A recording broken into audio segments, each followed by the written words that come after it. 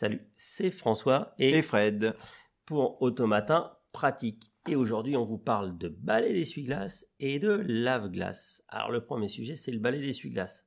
Alors, le premier conseil, c'est quoi ? On peut régulièrement les nettoyer avec un chiffon et de l'alcool ou du lave-glace. Sinon, tous les petits résidus des arbres ou autres vont vous faire des stries sur le pare-brise. Puis toute la merde, parce que quand on regarde, c'est bien noir quand tu nettoies le truc, quoi. Ah et oui, ça va t'enlever les impuretés, ça va faire qu'il va moins s'user, qu'il va moins justement prendre les impuretés et de faire qu'il a des petites bosses et que ça essuiera pas bien. Et en plus, ça peut éventuellement vous faire des petites stries sur le pare-brise. Le truc aussi qui peut servir, en fait, qui peut rendre service, c'est de penser que souvent on peut les permuter. Alors de moins en moins, parce que maintenant il y en a un conducteur et passager, mais si vous avez les deux mêmes, vous les permutez quand il y en a un qui est fatigué. Ça vous permet de sauver un peu l'affaire quand vous faites un retour de vacances où ça n'arrive pas à essuyer. Et puis l'autre petit conseil, ce qui est plus pour l'hiver, c'est de mettre un petit coup de pchit genre WD-40 sur l'articulation si vous n'avez pas des flat blades, là, ceux qui sont tout lisses, mais les anciens balais d'essuie-glace. De mettre un petit coup de dégrippant sur les articulations, ça fera que pendant l'hiver, quand même il y a du givre, etc., ils vont rester souples, ils vont continuer à bien fonctionner. Donc ça, c'était le petit... Voilà. Et puis aussi, pensons à la planète, vous n'êtes pas obligé de changer la totalité du balai, mais simplement la lame de caoutchouc, parce qu'après tout, il n'y a qu'elle qui s'use, et des grandes marques comme Valeo, sans le citer particulièrement, vous proposent des lames de remplacement.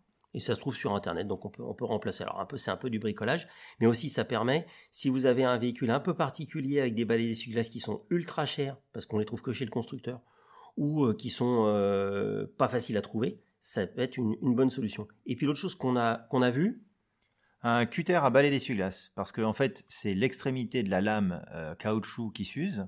Ce cutter permet en fait de retrouver un bord tranchant bien net sur la lame de caoutchouc de l'essuie-glace, et ça permet de les faire repartir.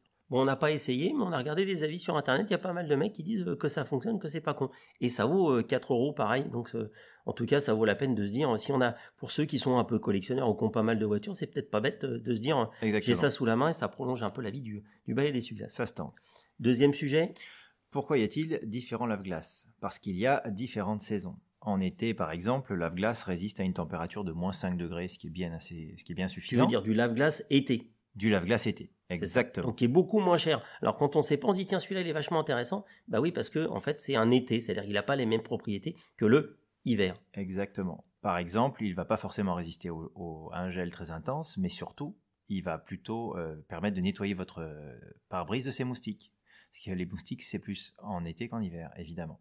Donc d'un côté, il y a un additif un peu du liquide vaisselle pour nettoyer le pare-brise, je caricature un peu, alors que l'hiver, il va plutôt avoir un produit à l'intérieur qui va faire qu'il va geler à beaucoup plus basse température. Exactement. Ok. Et puis donc c'est le été, c'est qu'il gèle à moins 5 degrés. Le hiver, c'est plutôt moins 15, moins 20. Et puis ce qu'on a découvert, c'est qu'il y a un autre produit qui est un peu nouveau, qui est sympa.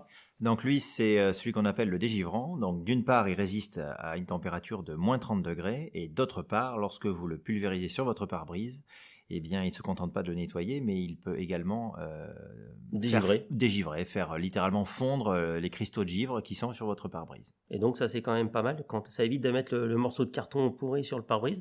C'est-à-dire le matin, on appuie sur le bouton, il n'a pas gelé, il envoie, et ça permet de nettoyer. Exactement. À la fois le givre et de dégivrer. Vous êtes sûr de repartir avec un pare-brise nettoyé au maximum.